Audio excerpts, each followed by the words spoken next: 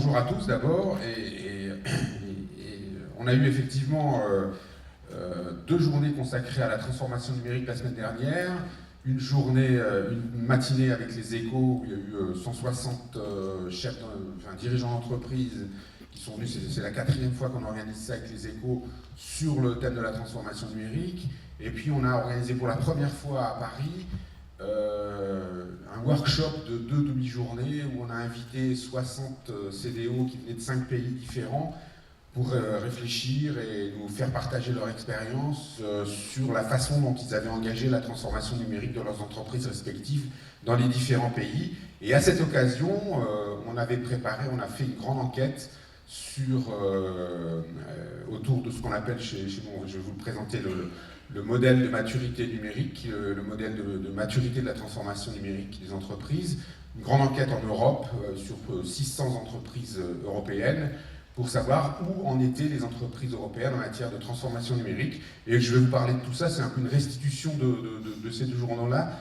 Et j'ai rajouté, parce que c'est quand même le thème de la journée, j'ai rajouté des considérations, des chiffres, des données sur le marché du cloud en France, parce que je pense quand même que c'est le thème de la journée. Et effectivement, j'ai intitulé cette présentation « Le cloud, pilier de la transformation numérique des entreprises », parce qu'effectivement, c'est un des 4 piliers, mais c'est celui qui est le plus, comment dire, aux États-Unis, enabler.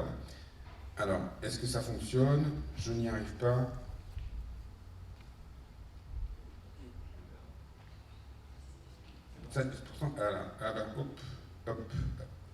Voilà. Alors, de quoi parle-t-on?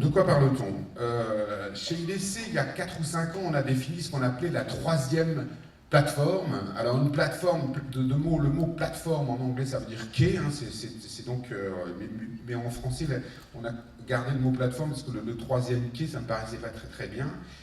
Mais un quai, c'est quoi? Un quai, c'est là où se rencontre à la fois une technologie, par exemple un train ou un avion, ou un TGV, une technologie un peu nouvelle, mais aussi une infrastructure et des usages, c'est-à-dire des gens qui savent ce que c'est qu'un quai, une gare, et qui savent comment ça fonctionne et qui savent combien ils ont à payer pour utiliser le service concerné. Et donc, c'est pas uniquement l'avènement d'une plateforme, c'est pas uniquement l'arrivée d'une technologie, c'est l'arrivée de la généralisation de l'usage de cette technologie, à la fois dans les entreprises, mais aussi dans la société. Et donc, la première plateforme, c'était grosso modo la transformation des processus existants dans les années 80 par ce qui s'appelait à l'époque l'informatique. La deuxième plateforme, on rajoute à ça des télécoms et des ordinateurs personnels et on va jusqu'à l'individu. Et la troisième plateforme, on est à des millions d'applications, des milliards d'utilisateurs et des centaines de millions, de milliards d'objets connectés bientôt. On est dans un processus de transformation continue avec une généralisation des usages et c'est vraiment par là c'est à cause de la généralisation des usages que s'est engagée la transformation. Qu'est-ce que c'est que la transformation numérique? Nous, on a une définition, c'est ça d'IDC, évidemment, il peut y en avoir une autre. La transformation numérique, c'est l'impact de cette transformation globale sociétale, de l'usage de l'ensemble des 4 piliers de cette transformation, qui sont... Alors, c'est quoi les 4 piliers de cette troisième plateforme? On les a appelés les SMAC en acronyme. S, c'est comme social business, les réseaux sociaux, l'utilisation des réseaux sociaux. M, c'est la mobilité, c'est le fait qu'effectivement les gens peuvent se promener. On a tous dans notre poche maintenant un smartphone, on a une tablette dans notre sac, on utilise des PC portables et puis un PC de bureau éventuellement qu'on a chez nous. Donc la mobilité, A c'est le big data, A c'est analytics, le big data, et C le cloud, donc qui est effectivement un des 4 piliers. Alors c'est l'utilisation généralisée de ces 4 piliers a modifié fondamentalement l'expérience client et la relation non seulement que les gens ont entre eux, ça c'est la transformation sociétale, mais ce n'est pas le sujet de mon intervention. Je sais que vous avez eu par ailleurs des interventions absolument remarquables de gens bien plus qualifiés que moi pour parler de ça, mais c'est aussi la transformation de la relation du client vis-à-vis de son fournisseur, vis-à-vis de ses partenaires, de ces choses comme ça. Enfin, quand je regarde les gens aujourd'hui disent ce qu'ils pensent des produits, partagent une information sur le fait j'ai bien aimé ça, j'ai pas aimé ça, ça c'est les réseaux sociaux, et sont complètement dans ce qu'on appelle l'omnicanal. Et ça a révolutionné complètement l'organisation des entreprises, et ça a bougé un certain nombre de business models. Vous le savez, c'est pas l'objet de cette présentation. Et on est dans une transformation continue, et qui va très très vite, de plus en plus vite, et ça bouleverse un certain nombre de choses. Il faut savoir qu'aujourd'hui, on a franchi le cap, là, cette année, que la moitié des entreprises françaises aujourd'hui déclarent « Oui, j'ai engagé une stratégie de transformation numérique ». C'est très très important de voir ça, parce que nous, on a commencé avec les Échos sur ce sujet-là il y a 4 ans. Il y a 4 ans, on avait fait une enquête auprès de dirigeants d'entreprises, et franchement, le numérique, c'était loin de leurs préoccupations il y a 4 ans. Hein. Ils voyaient bien qu'il y avait un truc qui se passait, mais ils pensaient qu'ils n'étaient pas concernés, quoi, il y a 4 ans. Aujourd'hui, ils ont engagé les choses, et 27% nous disent on ne l'a pas encore fait, mais on est en train d'y penser. Hein. Donc, effectivement, c'est allé très très vite, et la prise de conscience, elle a eu lieu. Alors, on peut se poser la question, oui, mais c'est quoi, ça consiste en quoi, etc. On va y revenir. Le plus important, c'est une journée de DSI. Je pense que ce slide est important pour les DSI, mais je pense qu'ils le savent aussi, qu'ils en sont conscients. 60% des projets de transformation numérique, en France toujours, hein, sont conduits par le business, les métiers, et pas par l'IT. Et ça, vous allez voir, on va en parler plus tard, ça modifie considérablement l'organisation même du département du DSI et la façon dont il communique à la fois avec la direction générale, avec les directions métiers et les directions fonctionnelles. Il y a 43% qui ont nommé ce qu'on appelle des CDO. Hein. Vous allez voir qu'en Allemagne, il y en a même 62%. Donc des CDO, Chief Digital Officer, qui est une position transversale par rapport au marketing, à l'informatique et aux nouveaux services numériques. Il y en a qui ont pris des directeurs de la transformation numérique, des directeurs numériques, etc. Donc, le terme, donc ça veut dire clairement que en 3 ans de temps, tac, l'organisation a changé, la prise de conscience a eu lieu, et c'est parti, quoi. Et je pense qu'on va vivre des années qui viennent où effectivement on va voir un certain nombre de choses qui vont se passer. On avait, donc je vous dis, ça fait la 4e année, il y a 2 ans, on a eu Accor qui est venu nous parler, etc., en disant oui, on est en train de prendre conscience que Booking.com et tout ça nous bouscule un peu dans notre business model. Et puis 2 ans après, hop, investissement, 250 millions d'euros, c'est parti, on ouvre notre propre plateforme, etc. Alors, oui, ça part de l'expérience client d'abord, hein, c'est évident, hein, c'est des facteurs clés, et ce qu'on attend, c'est comprendre le comportement et les attentes numériques des clients, c'est bien sûr ça, mais on a vraiment un impact très fort sur la culture d'entreprise et sur le management, hein, puisque on veut assurer le support de la transformation, le support des métiers, on veut des métriques de succès bien définies, c'est-à-dire on veut comprendre comment on fonctionne, on veut avoir une vision claire sur l'apport du numérique à l'avantage compétitif, etc. Grosso modo, la transformation numérique, on en attend 3 choses essentielles, c'est ça qu'il faut retenir. 1, de l'excellence opérationnelle, c'est-à-dire je veux qu'on fasse mieux ce qu'on faisait jusque-là, il faut que ça fonctionne mieux et que ça coûte moins cher. Ça, c'est comment je gère l'existant, comment je... Donc, 2, je veux que ça me permette de mieux apporter, de mieux apporter de la valeur à l'existant, donc de mieux valoriser ce que je fais. Et 3, je veux que ça apporte des nouvelles sources de revenus, des nouveaux services à mes clients. Et je veux que ça me permette de mieux appréhender mes business models de demain. hein. Donc c'est vraiment ces trois choses-là, hein.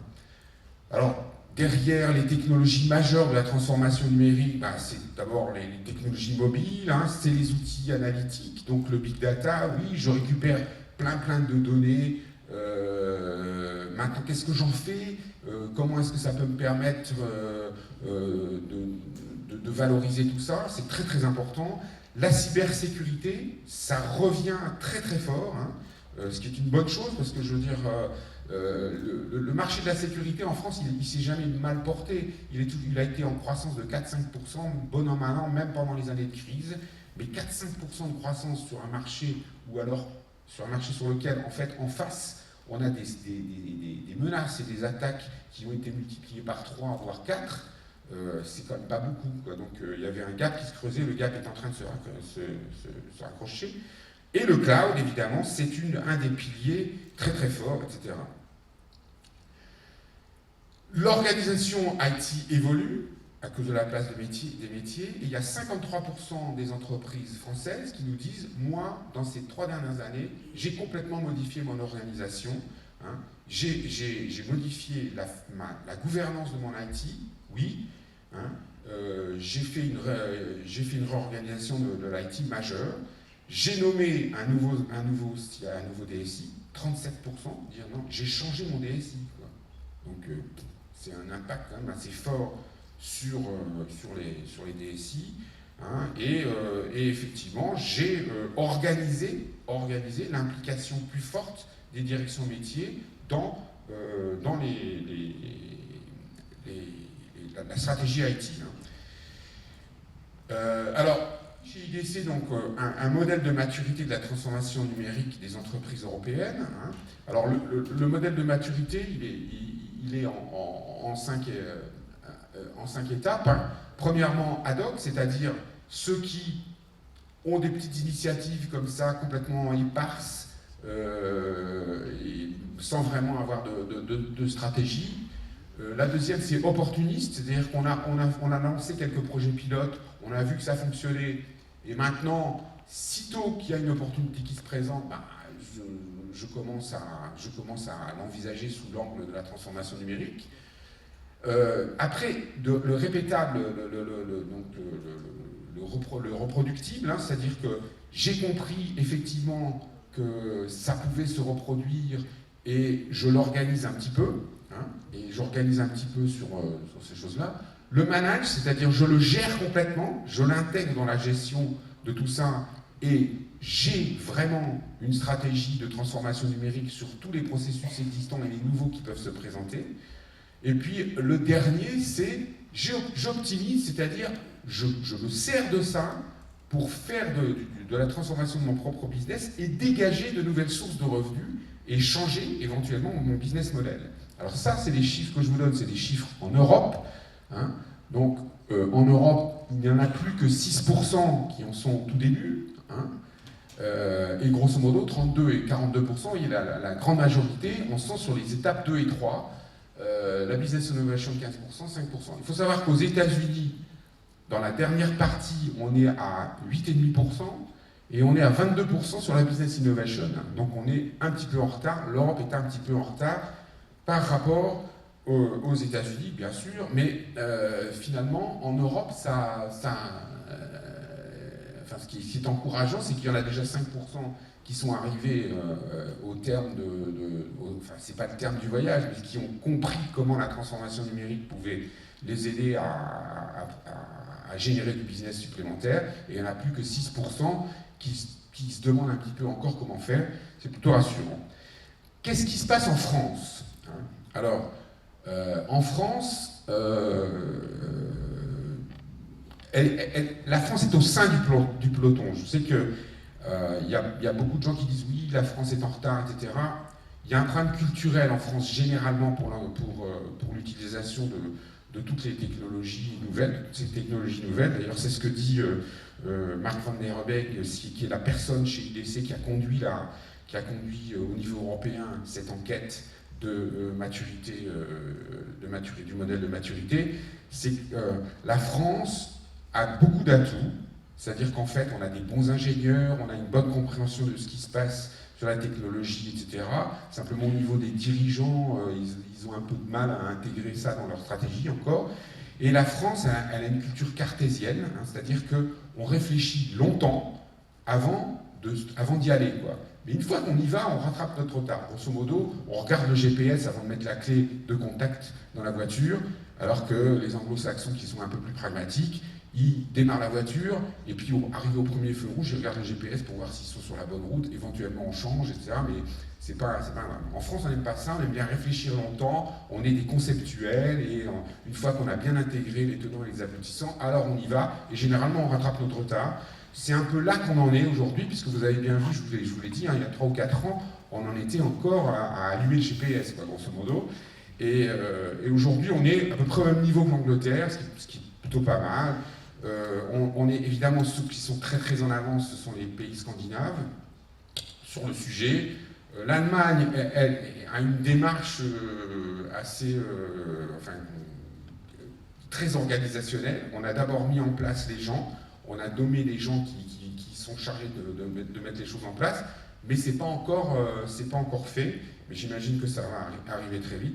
Et l'Italie est celui où, en fait, l'Italie c'est un pays qui n'a pas procédé par proof of concept sur des domaines bien particuliers, mais qui a engagé le truc sur l'ensemble de tous les process. Voilà à peu près où on en est. Donc, bon, on n'est pas des leaders, mais on n'est pas complètement en retard, quoi. Alors maintenant, qu'est-ce qui se passe en France en matière de cloud ? Le cloud, on a divisé le marché en 3 sous-segments. Le cloud public d'une part, le cloud privé installé chez les clients. Donc j'ai un cloud privé sur des infrastructures qui m'appartiennent, et où il y a du cloud privé hébergé, c'est-à-dire j'ai un cloud privé qui est hébergé chez un prestataire. Aujourd'hui, si vous voulez, donc on est sur des taux de croissance vous les voyez, 27, 19, 36%.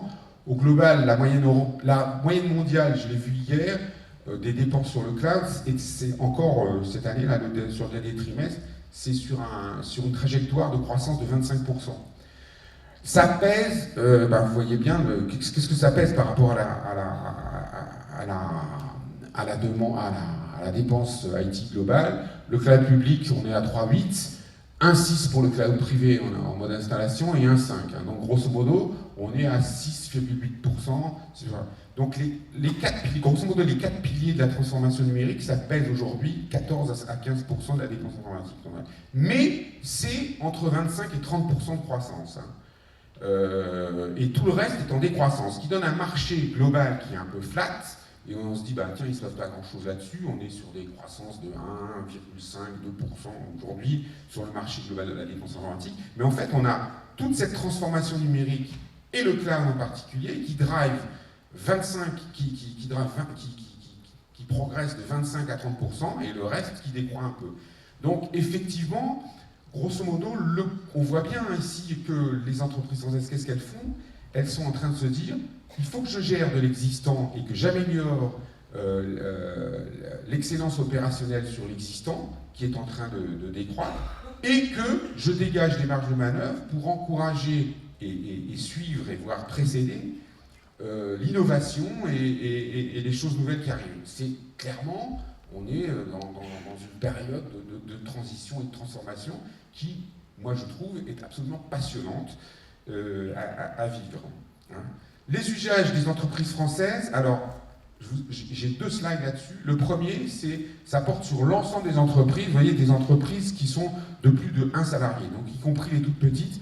Et là c'est important de comprendre la méthode de ce qu'on fait. Et d'ailleurs, c'est ce que l'INSEE a fait aussi, puisque je crois qu'ils ont publié une enquête aussi pareil sur un truc comme ça, où on se dit, mais c'est incroyable, les entreprises françaises, elles ne sont pas du tout dans le cloud. C'est-à-dire que, mais on est dans du déclaratif. C'est-à-dire que quand on interroge les petites boîtes sur est-ce que vous faites du cloud ou pas, le type dit non, je ne crois pas, etc. Mais vous avez Salesforce ? Oui, j'ai Salesforce. Vous faites du cloud. Ah bon ? Voilà. Donc, quand on leur demande, on a l'impression que les entreprises françaises sont en retard là encore. Quand on est plus sur les grandes entreprises, où là on a plus des interlocuteurs structurés qui savent, qui sont plus au courant des technologies qui sont pas, on voit bien qu'il y a une utilisation beaucoup plus importante que ça. Et que que la croissance est là, hein, et qu'il y a des planifications en cours d'utilisation, etc. En tout cas, il y a beaucoup, plus on va dans les entreprises structurées, plus se mettent en place des architectures dites hybrides avec du cloud public, du cloud privé, du on-premise, etc. Voilà. Donc tout ça est drivé par ce qu'on a appelé l'expérience client, et aujourd'hui, l'expérience client, puisqu'on a les journées des DSI, ça s'étend aussi au DSI. Le DSI doit aussi, lui, la DSI, donc la direction des systèmes d'information, doit aussi s'adapter au fait qu'il devient un service client. Et donc, doit driver de manière différente ce qui se passe dans son backbone, dans ses services traditionnels, hein, dans l'équipe traditionnelle, qui est encore très très importante. Hein. Le legacy, l'héritage existant, il ne s'agit pas de jeter à la poubelle, non, il s'agit de manager aussi. Mais tous ces nouveaux services sont plus customer-centric et il faut les appréhender de manière complètement différente, avec une organisation différente aussi. Voilà. Et donc, d'un côté, sur les services traditionnels, la dépense est son maximum et va se réduire, ça c'est clair, et les investissements se développent sur ces nouveaux services sur lesquels il faut donner davantage de pouvoir aux utilisateurs et développer des nouvelles méthodes, des méthodes plus agiles, style DevOps, etc., qui sont les gros sujets à la mode encore. Et la nouvelle DSI est en fait une espèce de broker de services, hein, c'est-à-dire qu'elle doit gérer à la fois les applications existantes, mettre bien à l'abri ces informations existantes avec des mesures de cybersécurité extrêmement renforcées, parce que c'est vrai que les menaces sont de plus en plus fortes, et gérer un portail de services dans lequel il y a à la fois des services d'applications internes, etc., et des services sur le cloud externe. Et tout ça doit être, je dirais, coordonné autour du patrimoine qui est devenu le patrimoine le plus important d'entreprise, c'est-à-dire la data. Et il y a une vraie réflexion sur la data qui est en train d'être menée dans les entreprises, où, grosso modo, c'est quelles sont pour moi les data critiques, celles pour lesquelles vraiment il s'agit de faire très très attention à là où elles sont localisées, qu'est-ce que je veux en faire, comment je les protège, etc. Les datas un peu moins critiques et celles qui ont une durée de vie, par exemple, je donne un exemple, les datas de localisation du client à un instant T pour savoir qu'est-ce qu'il faut lui envoyer comme promotion, etc. Ça a une durée de vie de 5 minutes, quoi. 5 minutes plus tard, il est ailleurs, on s'en fiche un petit peu. Donc ça a une valeur à un instant T, ça n'a plus de valeur l'instant d'après, ça ne se traite pas du tout de la même façon qu'un numéro de sécurité sociale ou un identifiant client, évidemment. Donc ce travail-là est en train d'être fait et avec des projets Big Data, avec des nouveaux métiers qui apparaissent, comme les data scientists, etc. Tous ces nouveaux métiers, d'ailleurs, sur lesquels la France est particulièrement bien placée, puisqu'il s'agit de mettre en place des modèles qui sont très très proches des mathématiques. Et comme vous le savez, en matière de mathématiques, les Français sont très très à pointe. Donc voilà, c'est mon dernier slide, hein, grosso modo, les impacts IT, les impacts métiers, les recommandations. Je pense qu'effectivement, il faut que l'IT et les métiers apprennent à travailler davantage main dans la main. Il faut que les métiers apprennent que le fait de passer d'un environnement, je dirais, informatique à un environnement numérique, les mots ont leur importance, hein, fait qu'il y a beaucoup de gens qui s'intéressent au sujet, de plus en plus de gens qui sont concernés par le sujet, ce qui est une bonne nouvelle. Mais la mauvaise nouvelle, c'est qu'il y a de plus en plus de gens qui pensent qu'ils savent de quoi il est question et qui ont un avis sur la question. Et c'est vrai que quand on est un vrai professionnel du truc, parler à des gens qui ont un avis sur la question, c'est toujours un peu difficile. Donc il faut établir des nouvelles façons de travailler ensemble. Donc je dirais que l'IT doit apprendre à parler aux différents métiers. C'est pas facile, hein, parce que je veux dire, et quand vous êtes dans un grand groupe où il y a 6 ou 7 métiers différents avec des objectifs différents, c'est pas simple. Mais aussi, les métiers doivent apprendre à intégrer cette dimension technologique et numérique dans leur réflexion stratégique.